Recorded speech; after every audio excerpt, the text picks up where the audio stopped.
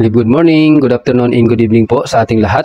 Ako po si Coach Del ng LiveGood PH at founder ng Team Delyonario at pioneer dito kay LiveGood. So, paano ba natin gagawin si LiveGood para maging successful tayo dito kay LiveGood? So, mag-share ako sa inyo ng Word of God.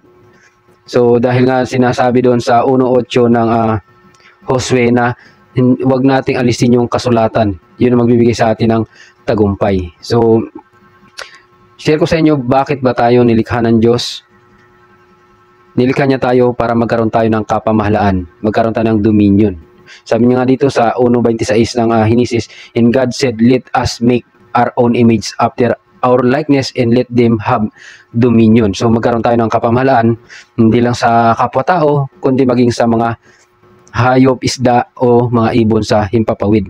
So nilikha nga tayo ng Diyos ayon sa kanyang larawan. Kaya magkamukha tayo ng Diyos. Kung ano yung mukha niya, yun din yung mukha natin. So mukhang Diyos tayo. Huwag kayo maniniwala na mukha tayong demonyo, hindi. Dahil tayo ay nilikha ng Diyos sa kanyang sariling larawan. At dito kanyang binasbasan ng tao at sinabi niya na paano ba tayo magkakaroon ng kapamahalaan.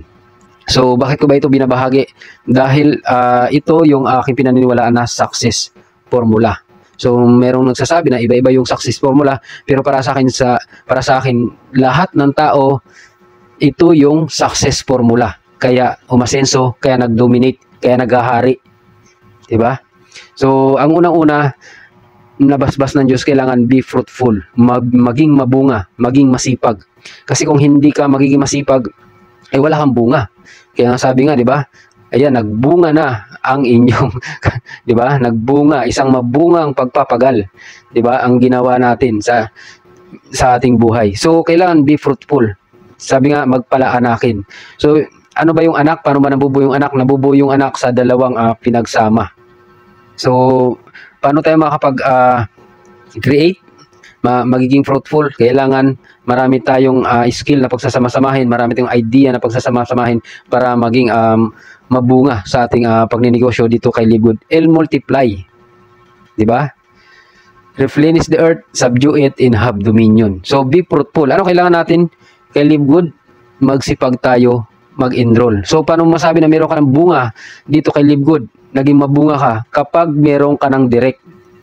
So kapag wala ka pang direct, ay wala ka pang bunga. Hindi ibig sabihin, hindi ka pa nagsisipag, wala ka pang resulta. Mga ka-delyonaryo, 'di ba? Paano ka ba magiging delyonaryo? Ang delyonaryo is a firm and steady person. May goal tayo, kailangan natin makuha. Ang goal natin, have dominion. Magkaroon tayo ng paghahari. Saan? Lalo-lalo na sa ating mga gastusin. 'Di ba? Dahil kung ang gastusin ang naghahari sa atin, nasa malungkot na kalagayan tayo, hirap na hirap tayo sa buhay dahil ang naghahari sa atin ang gastusin, ang scarcity, hindi ang abundance. Be fruitful, magkaroon ka ng bunga, magkaroon ka ng direct. So magsimula ka sa dalawang bunga, di ba? Magkaroon ka ng resulta at ang gagawin mo, multiply. Ano yung multiply? Ibang salita sa multiply, increase, di ba? Kailangan yan dumami, duplicate, dumoble. Diba? From dalawa, nag-duplicate, naging 4. Naging, kung paano, yung natin, diba, level natin, diba, nagdo-duplicate, nagmo-multiply, sa dalawa, nag-4, naging 8, 16, 32, diba? 64, o 128, 512, 1,024, o, diba, hanggang makarating ka ng 8,000. So, kailangan niya mag-multiply. Ano sumunod? Ang sa Tagalog kasi nakalagay doon, kalatan ng lupa. So, kailangan yung bunga mo talaga nakakalat. Meron kang fruits sa Mindanao, meron kang fruits sa Canada, meron kang fruits sa US, meron kang fruits sa Japan, di ba?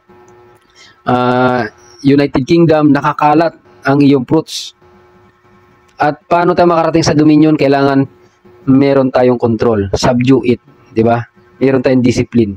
Kasi nga po, marami nang kumita sa network na umasenso na sana pero naghirap ulit. So, ang goal natin dito ay makarating tayo sa dominion.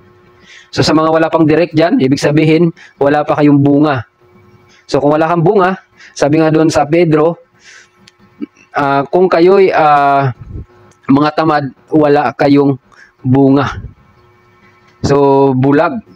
Pag walang result, pag wala pang resulta, di ba? Ang ibig sabihin, ang tingin lang natin malapit. Kasi ang bulag, malapit lang ang tingin. Hindi siya makatingin sa malayo. Kasi experience ko yan, yung nanay ko kasi nabulag siya nung 30 years old siya hanggang sa mamatay siya. Lumabo ng mata, lumabo yung mata niya hanggang yung malapit na lang yung kanyang kayang makita, hanggang aninag na lang, hanggang liwanag na lang yung nakikita. So, sabi nga sa Pedro, kung kayo yung mga bulag, baga wala tayong malayong tinatanaw, lalo na dito sa Team Great Life, by 2030, ang goal natin magkaroon tayo ng 1 million family na merong magandang buhay. 'Di ba? Na ikaw yung naghahari sa gastusin. Ang goal natin by 2030, mag-dominion tayo, mamahala tayo, maghari tayo, kasi ang dominion ginagamit yan sa mga hari. Kaya tawag king domination. So kung wala ka pang bunga, ayan ang unang-una na kailangan natin magawa, magkaroon tayo ng bunga. At ang bunga natin kailangan dumami. So dito, para magkaroon ka ng resulta, kailangan meron tayong pangarap. Meron tayong goal. Ano ba yung goal natin? Mag-dominion, maghari, mamahala.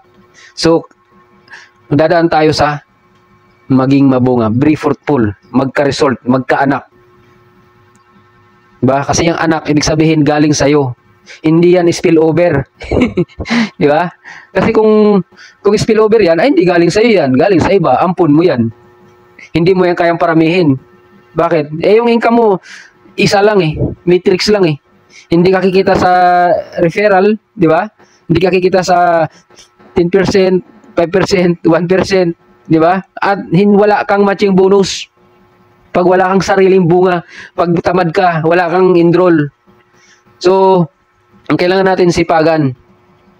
Kailangan natin makuha yung goal natin na tayo ang maghari sa gastusin. Kailangan tayo ang mag-control. So, yan ang kailangan mo lang laging gawin ay mag-abang dito sa ating tutorial in motivation. Paano tayo kikita dito kay Live Good. So, ito yung ating formula. Ito yung lagi natin babalikan sa ating mga training. Yung video na ginawa natin o ito yung ating basihan. Ang unang-una, kailangan magkaroon ka ng direct. Magkaroon ka ng anak. Ibig sabihin kasi ng anak, galing sa'yo. Hindi spillover. So, yan yung kailangan natin magawa. Magkaroon tayo ng direct. Magkaroon tayo ng bunga. Magkaroon tayo ng result. So sa mga hindi pa nakapag-subscribe sa akin dyan, pakisubscribe na ako at pakipindot na yung notification bell para lagi tayong update sa mga uploaded video natin.